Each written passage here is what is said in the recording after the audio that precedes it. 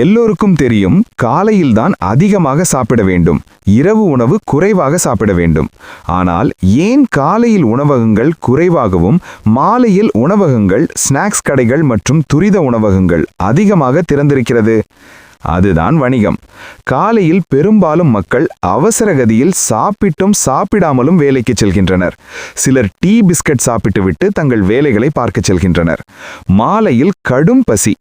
இதை உணர்ந்த துரித உணவகங்கள், பேக்கரிகள், ஸ்நாக்ஸ் கடைகள் மக்களை ஈர்க்கும் வகையில் பல்வேறு துரித உணவு வகைகளை தயார் செய்து விற்பனையை ஜரூராக நடத்துகின்றன. மக்கள் தங்கள் உடல் நலனில் அக்கறை கொள்ளாமல் தினமும் இரவில் அதிகமாக துரித உணவகங்களில் பீட்சா, பர்கர் போன்ற உணவுகளை உண்கின்றனர். சிந்தித்து பாருங்கள். கொஞ்சம் உடல் நலனில் அக்கறை கொள்ளுங்கள். உங்கள் பிள்ளைகளுக்கு இந்த உணவு முறைகளை பழக்கப்படுத்தாதீர்கள். வீட்டில் உணவு தயார் செய்து கொடுங்கள்.